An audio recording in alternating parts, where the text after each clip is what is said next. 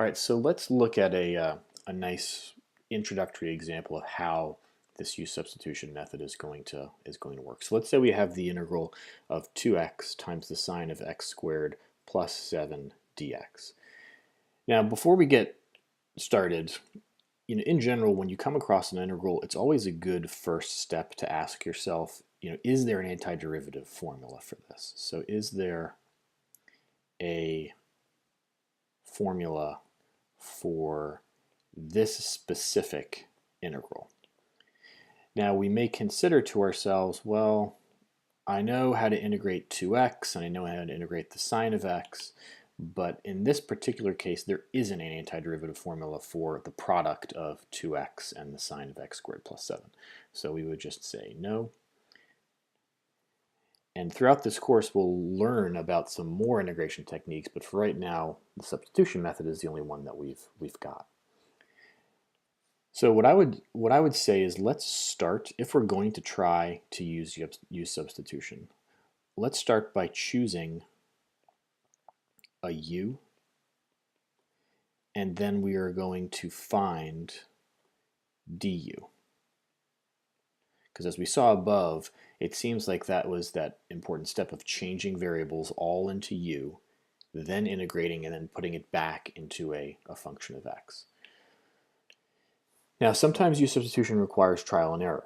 Oftentimes, a good first choice is something under a radical, something in parentheses, inside of a trig function, in the denominator. We've got some options here, but let's go ahead and try x squared plus 7 as our u first, and let's see what that does.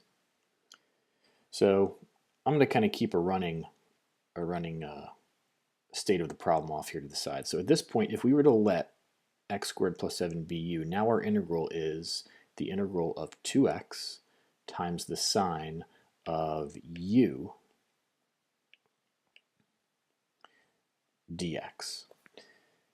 Now, before we can actually do use substitution or carry out the integration, we need to get rid of all traces of x, and everything needs to be in terms of u, in terms of especially that du is going to be necessary, and right now we've got a dx.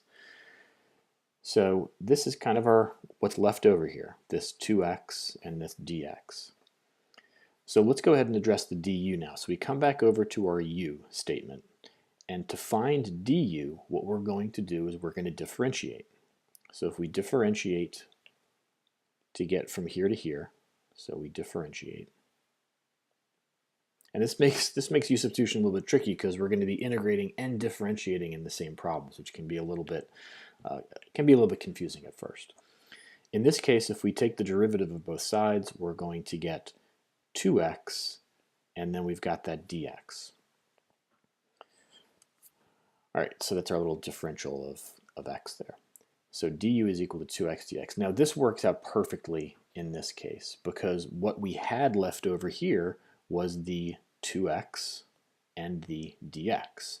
So now both of these get to be pulled out as just du. And now this integral becomes even further a function of u, and we've just got the sine of u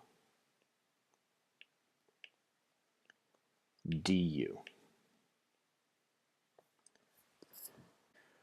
Okay, so this is an important step. Now we have removed all traces based on where we are right now with this integral right here. All traces of x are gone, and we are left purely with a function of u. Now the test to see if we've done this correctly is to now look at this and say, do I know how to integrate this new integral?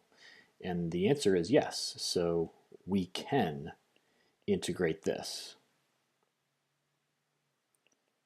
And this will usually require us to just go back to our antiderivative formulas and see, do I have an antiderivative formula for the sine function? And we do, it's the negative cosine. So now we can go through, we can actually integrate this. So our next move here is, let's just go ahead and integrate.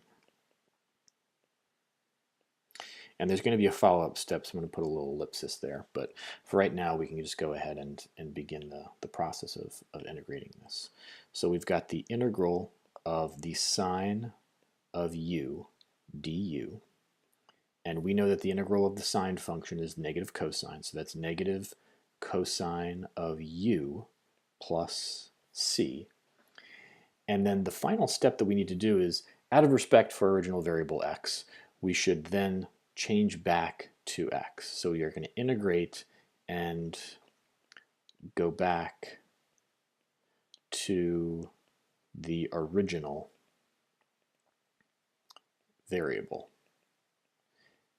And most times this is as simple as just replacing our u. So this u right here was originally x squared plus 7 from this step up here. So we're just going to replace that, and we're going to call it a day.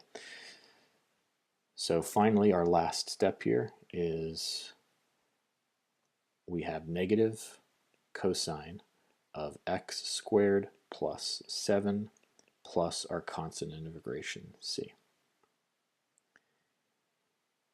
Now that one worked out pretty cleanly, but I think it illustrates the basic mechanics of how a substitution problem will work.